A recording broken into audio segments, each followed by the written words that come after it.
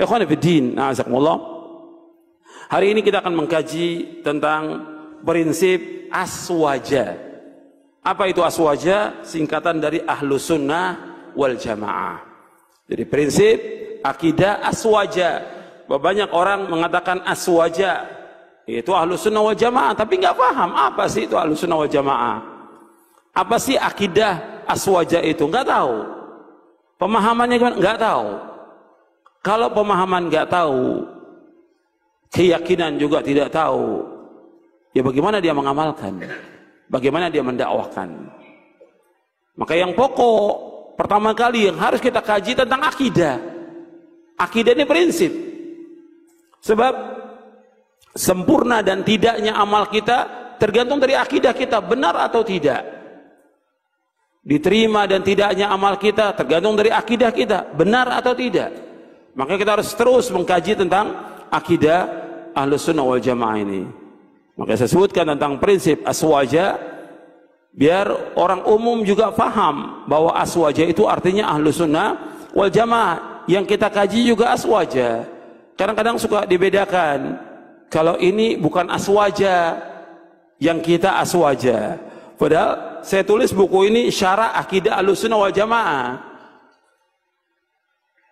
Cuma karena mereka singkat aswaja sama Ahlus Sunnah wal Jamaah. Cuma karena kiainya Ustaz bilang beda, yang itu bukan aswaja, itu Wahabi, yang ini aswaja.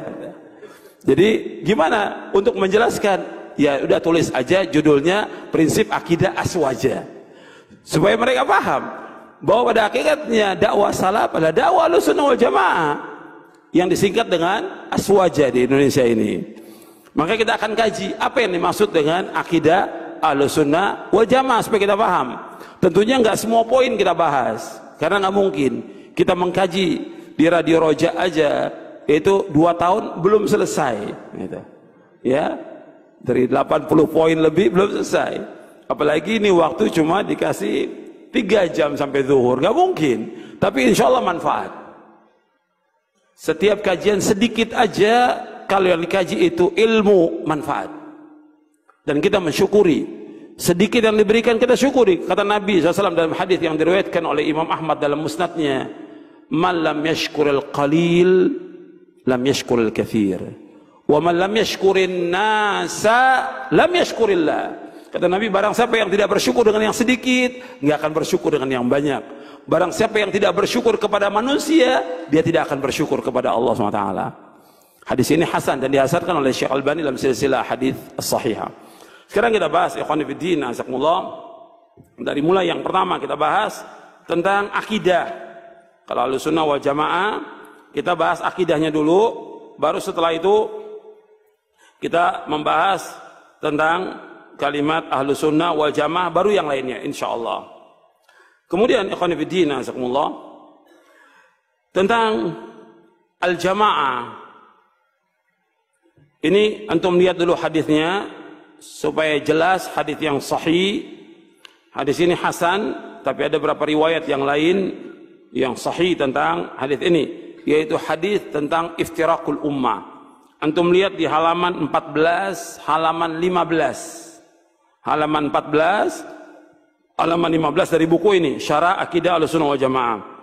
An Auf bin Malik radhiyallahu anhu qala Rasulullah sallallahu alaihi wasallam iftaraqatil yahudu ala 71 firqatan fawahidatun fil jannati wa 70 fil nari wa iftaraqatin nasara ala 72 firqatan fa 71 fil nari wa wahidatun fil jannah والذي نفس محمد بيده لتفترقن أمتي على 73 فرقة واحدة في الجنة و72 في النار. قيل يا رسول الله من هم؟ قال الجماعة. Dari sahabat Auf bin Malik radhiyallahu anhu berkata, Rasulullah SAW bersabda, umat Yahudi berpecah menjadi 71 golongan. Maka hanya 1 golongan yang masuk surga dan 70 golongan masuk neraka. Umat Nasrani berpecah menjadi 72 golongan, 71 golongan masuk neraka dan hanya 1 golongan yang masuk surga. Dan demi Allah yang jiwa Muhammad berada di tangannya, sungguh akan berpecah belah umatku menjadi 73 golongan. Hanya satu golongan masuk surga dan 72 golongan masuk neraka. Rasulullah SAW ditanya, wahai Rasulullah, siapakah mereka satu golongan yang selamat itu? Rasulullah menjawab, al-jamaah. Hadis ini hasan diriwayatkan oleh Imam Ibnu Majah dan juga Al-Lalikai dalam Syarah Usul I'tiqad Ahlussunnah wal Jamaah, Ibnu Abi Asim dalam kitabnya As-Sunnah. Hadis ini hasan. Tapi ada yang hadis yang semana dengan ini yang sahih yang diriwayatkan dari sahabat Abu Hurairah, sahabat Muawiyah dan yang lainnya. Banyak sahabat yang meriwayatkan tentang hadis iftiraqul ummah. Di hadis ini disebutkan 71 Yahudi berpecah. 70 masuk neraka, 1 yang masuk surga. 1 yang masuk surga yang mengikuti Nabi Musa alaihi salatu wassalam, yang beriman kepada Allah dan beriman kepada Nabi Musa alaihi salatu wassalam. Kemudian Nasrani berpecah 72 golongan, 71 masuk neraka, 1. 71 masuk neraka, 1 yang masuk surga, yang beriman kepada Allah dan beriman kepada Nabi Isa alaihi salatu wassalam sebagai nabi dan rasul, bukan sebagai Tuhan, yang dia mengikuti Nabi Musa, mengikuti Nabi Isa alaihissalam. Kemudian dan juga mengikuti syariat yang dibawa oleh Nabi Isa alaihissalam. Dan umat Islam berpecah menjadi 73 golongan. 72 masuk neraka, 1 yang masuk surga. Anda perhatikan di sini. Setelah diutus Nabi Muhammad sallallahu alaihi wasallam, Yahudi, Nasrani, mereka harus masuk ke dalam agama Islam. Setelah diutus Nabi Muhammad sallallahu alaihi wasallam, semua syariat mereka dihapus dengan syariat Nabi Muhammad sallallahu alaihi wasallam. Dan Allah SWT mengutus Nabi Muhammad sebagai khatamul anbiya wal mursalin, penutup para nabi, penutup para rasul. Makanya mereka wajib mengimani Nabi Muhammad sallallahu alaihi wasallam. Dan Nabi mengajak mereka untuk beriman kepada beliau. Nabi mengajak ahlul kitab Yahudi dan Nasrani untuk masuk ke dalam agama Islam. Ini menunjukkan bahwa agama Islam satu-satunya agama yang hak, agama yang benar, agama yang diridhai oleh Allah. Dan umat Yahudi atau Nasrani setelah diutus Nabi Muhammad SAW, mereka harus masuk ke dalam agama Islam. Kalau mereka tidak masuk ke dalam agama Islam, mereka pasti menjadi penghuni neraka. Jadi kalau Yahudi dan Nasrani mereka tidak masuk ke dalam agama Islam setelah diutus Nabi Muhammad SAW, maka mereka pasti menjadi penghuni neraka. Dasarnya apa? Yang pertama ayat Allah berfirman, innal ladzina kafaru min ahlil kitab wal musyrikina fi nari jahannam khalidina fiha ulaika hum syarrul bariyah. Sesungguhnya orang-orang kafir dari ahlul kitab. Ahlul kitab siapa? Ahlul kitab siapa? Yahudi dan Nasrani. Dan orang-orang musyrikin, tempat tinggal mereka di neraka jahanam. Mereka kekal di dalamnya selama-lamanya, dan mereka sejelek-jelek makhluk di muka bumi ini. Dan berapa ayat lagi yang lain. Kemudian jika Nabi bersabda SAW, ada di sini di footnote, saya bawakan di halaman 15. Nabi bersabda SAW, walladzi nafsu Muhammadin biyadihi la yasma'u bi ahadun min hadhil ummati yahudiyyun aw nasraniyun thumma yamut wa lam yu'min billadzi ursiltu bihi illa kana min ashabin nar. Demi Allah yang diri Muhammad di tangannya, tidaklah mendengar aku diutus siapa saja, apakah dia Yahudi atau dia Nasrani, kemudian dia tidak beriman dengan apa yang aku bawa, maka dia pasti menjadi penghuni neraka, pasti. Hadis sahih diriwayatkan oleh Imam Muslim. Makanya setelah diutus Nabi Muhammad, semua harus masuk ke dalam agama Islam.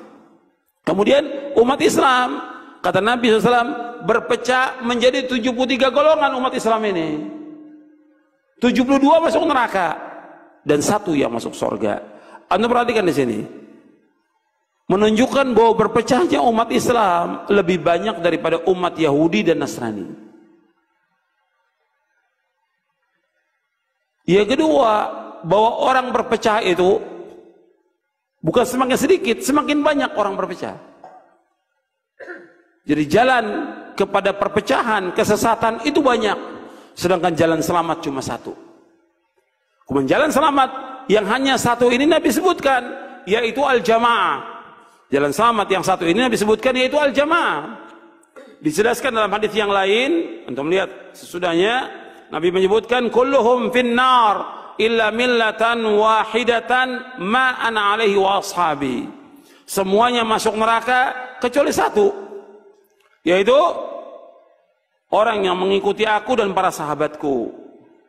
Artinya orang yang aku dan para sahabatku berjalan di atasnya. Hadis ini hasan diriwayatkan oleh Imam Tirmidzi dan Hakim dari sahabat Abdullah bin Amr radhiyallahu anhuma. Jadi ikhwan fillah, azakumullah, bahwa umat Islam, kata Nabi SAW, berpecah menjadi 73 golongan. 72 masuk neraka, 1 yang masuk surga. 72 masuk neraka nggak kekal. Selama mereka masih ada iman dalam hatinya, nggak kekal dalam neraka. 1 yang masuk surga, yaitu yang mengikuti Rasulullah SAW dan para sahabatnya. Maka ini yang wajib kita ikut. Rasul menyebutkan demikian dan riwayatnya sahih. Riwayatnya sahih, ada tentang iftiraqul ummah. Kemudian ikhwan fillah, azakumullah, makanya kita harus mengkaji dan mempelajari tentang akidah ini, akidah yang selamat ini. Sebab Nabi menyebutkan 1 yang selamat itu al-jamaah, yaitu orang-orang yang mengikuti aku dan para sahabatku. Karena memang jalan selamat hanya 1, bukan 2, bukan 3. 1 aja. Yang lain semuanya membawa pada perpecahan. Ketika Nabi menyebutkan ayat dalam surah Al-An'am, surah yang ke-6, ayat 153, wa anna hadha sirati mustaqiman fattabi'uhu wa la tattabi'us subula fatafarraqa bikum an sabili dzalikum wasaqum bihi la'allakum tattaqun. Inilah jalanku yang lurus, ikuti jalanku yang lurus ini, dan jangan kamu ikuti jalan-jalan yang membawa kepada perpecahan. Jangan ikuti jalan-jalan yang banyak itu, yang beraikan kamu jalan Allah. Demikianlah Allah wasiatkan kepada kamu agar kamu bertakwa kepada Allah Subhanahu wa taala. Jadi ikhwan fillah, azakumullah, jalan menuju selamat itu hanya 1, bukan 2. Makanya dijelaskan oleh Abdullah bin Mas'ud radhiyallahu an, ketika Nabi menjelaskan ayat ini, Nabi menggaris 1 garis yang panjang. Kemudian di kanan kiri jalan garis itu Nabi kasih garis yang pendek. Kata Nabi SAW, ketika Nabi menyebutkan 1 garis yang panjang, wa hadha siratu wa anna hadha sirati mustaqima.